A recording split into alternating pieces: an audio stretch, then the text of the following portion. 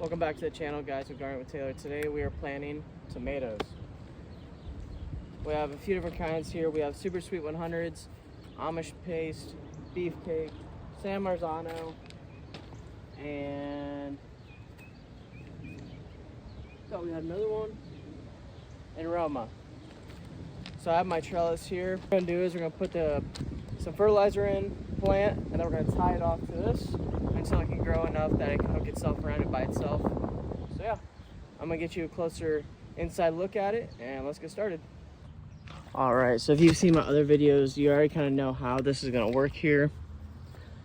I'm going to take quite a bit of soil out from underneath where I'm gonna start the plant at. Pretty deep. I've got my 13 mix of fertilizer. Just about a handful, maybe less. We're gonna cover that up a little bit more. Take your plant. I like to do it just so it's right underneath this bottom line on my kettle panel. That way it gives me a good spot to tie off at. All right, as you see here, I'm getting this tied off. I'm gonna do it pretty tight. It's supposed to be windy the next few days. These are gonna take about a week until it gets strong enough here to hold itself. Just like that. All right, same thing as before. We're gonna dig down pretty far. Now, when it comes to spacing for your tomato plants, naturally they will do their own thing, so it'll be all right.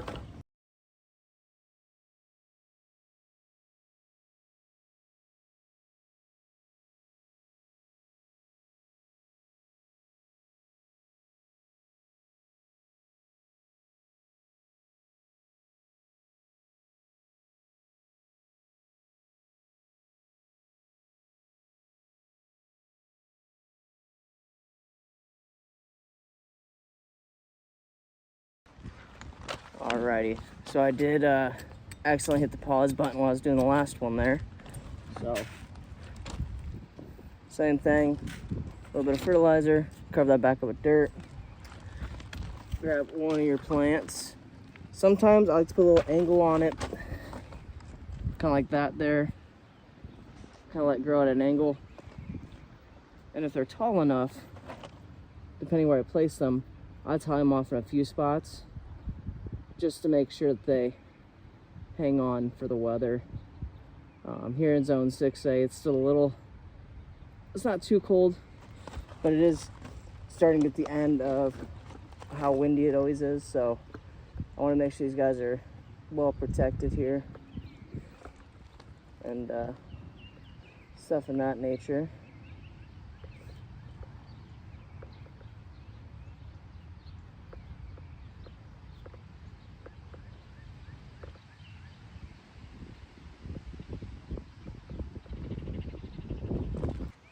All right, here's another view of how I'm doing this. Now, before I started here today, I did go through and I broke up the soil pretty well, so it's gonna be nice and loose.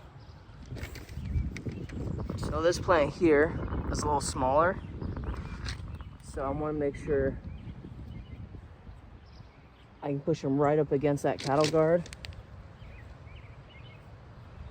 and take his main stem and get a string around it.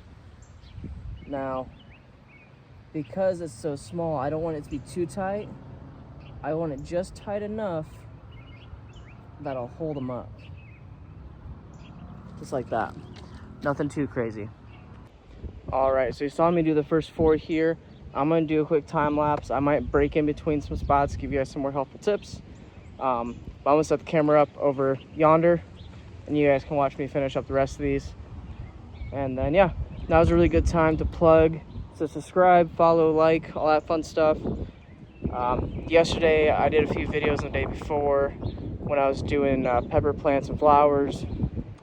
Later this week, I'll be doing some other things along with some more peppers. If you watch YouTube shorts, go check out my shorts. I have some fun stuff there as well. So, let's get these planted.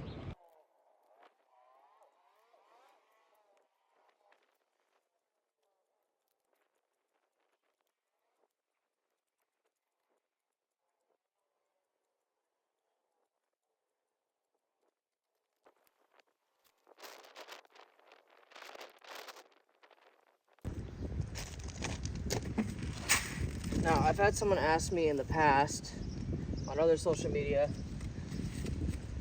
how well do your tomato plants do when they're planted this close together as far as their root systems and everything else go? And what I tell them is, it does better than it should. The spacing isn't ideal for them.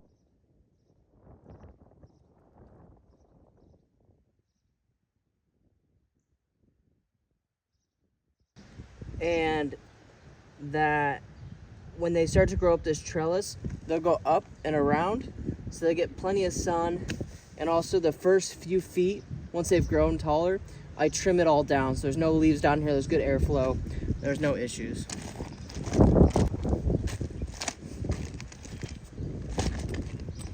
Now on this side, I'll start getting them a little bit closer together, just because I don't want to run out of too much room so quickly. And when they do grow, like I said before, they'll grow up the trellis, so it's not too big of a deal as to where I picked them from or anything like that. And I've got so many of them, if one of the plants do decide to die off, it's better for the rest. And if need be, I can always replace it down the line.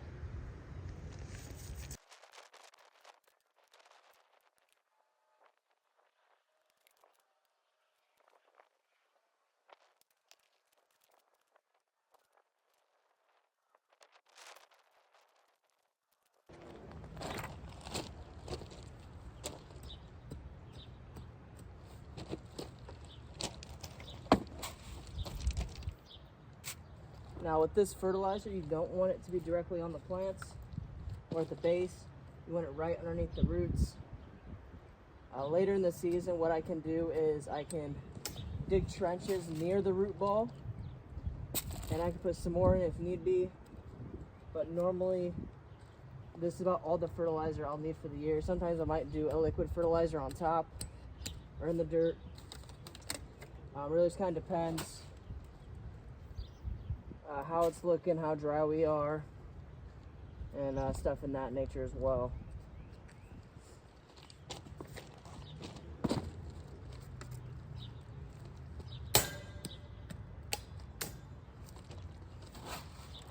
As far as soil health goes, at the end of the season, I'll go through here and I will fertilize it. And then from a local farmer, I get manure. We'll put manure on it, and then we'll cover it up with cardboard. Then by the time spring comes, we start getting everything cleaned up and tilled, all is good and fresh, and we fill any kind of dead spots in with chopped leaves and grass and stuff in that nature. So everything stays pretty healthy. Got a lot of worms. I've thought about doing ground cover for fun a few times. There's certain things you can get that'll grow through winter and into like the spring and stuff to help kind of keep the soil nice and healthy. But you know, it's one of those things, you think about it, but you really don't. If you want to do it, then you forget about it, and then, you know, the world moves on. All right, we get this last one in right here on the corner.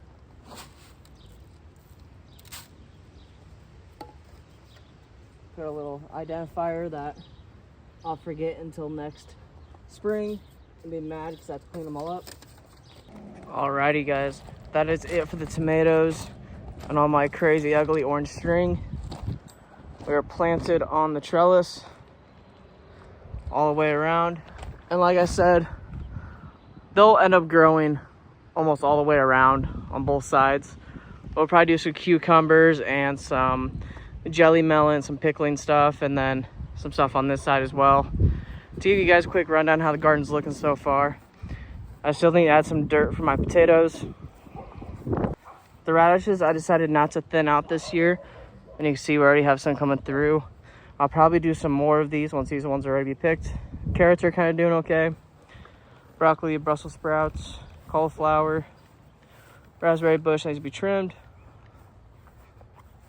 Sunflowers are doing pretty well. Strawberries, blueberries are looking really nice. More strawberries, onions. These are gonna be my super hot peppers. We have some extra broccoli and lettuce here. And then yesterday's video, I planted these peppers, not in a very straight row, but we got these ones here in. And then I have a lot more to fill in the rest of this garden. And maybe push this fence back a little bit and plant some more. Alrighty, well, I hope you enjoyed the video. Like I said before, make sure you subscribe, like, and comment, all that fun stuff. And keep gardening. Have a great day.